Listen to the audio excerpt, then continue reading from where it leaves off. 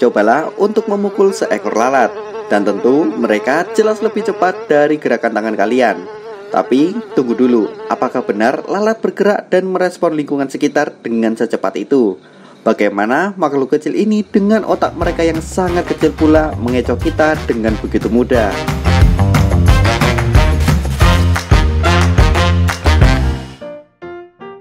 Hai, selamat datang di Teman Sains. Lalat memang serangga yang sangat mengganggu, jorok, dan bisa menularkan berbagai penyakit yang dibawanya. Saat mengusir lalat, seringkali kita memukulnya dengan apa saja, namun itu tidak pernah mengenainya. Lalu, bagaimana lalat bisa bergerak secepat itu?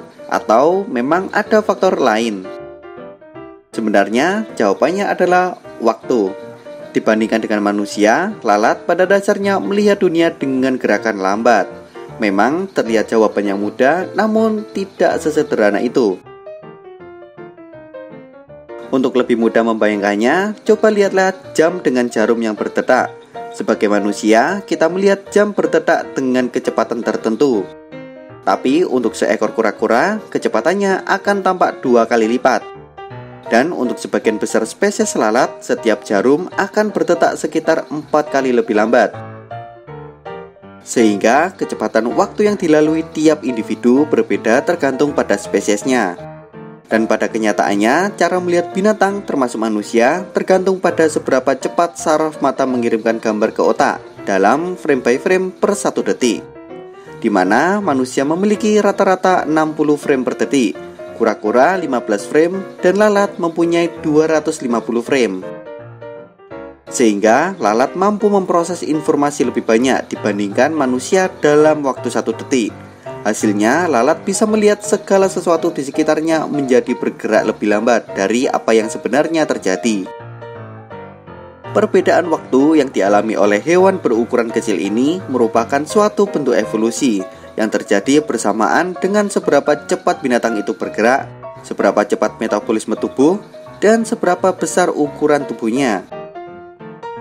Sebenarnya, waktu yang berjalan lebih lambat ini tidak hanya berlaku untuk lalat, tetapi juga berlaku pada binatang kecil lainnya. Ini artinya, semakin kecil suatu ukuran binatang, maka semakin lambat waktu yang mereka alami. Selain faktor ukuran, lalat juga lebih sulit ditangkap jika dibandingkan dengan binatang berukuran kecil lainnya. Hal itu disebabkan oleh mata mereka, di mana lalat memiliki mata majemuk, terdiri atas ribuan reseptor visual individu atau yang disebut omatidia. Mata majemuk lalat memungkinkannya untuk melihat 360 derajat sekaligus, atau dengan kata lain memungkinkan mereka untuk melihat apa saja yang ada di belakangnya. Mata ini juga tersusun dari struktur yang panjang dan tipis, serta memiliki serat saraf tersendiri yang terhubung jaringan optik lalu langsung ke otak. Selain itu, jika dibandingkan dengan mata manusia, lalat tidak memiliki pupil untuk mengontrol seberapa banyak cahaya yang masuk ke mata mereka, sehingga lalat tidak dapat memfokuskan gambar yang mereka lihat dan membuatnya rabun jauh. Itulah beberapa penjelasan mengapa hampir mustahil menangkap ataupun memukul lalat dengan tangan kalian. Memang kemampuan mereka sangat luar biasa, namun itu juga merupakan kelemahan mereka.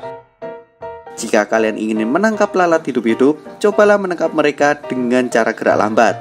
Yang kita ketahui, ketika mereka dipukul dengan gerakan cepat, maka gerakan itu akan melambat di mata lalat.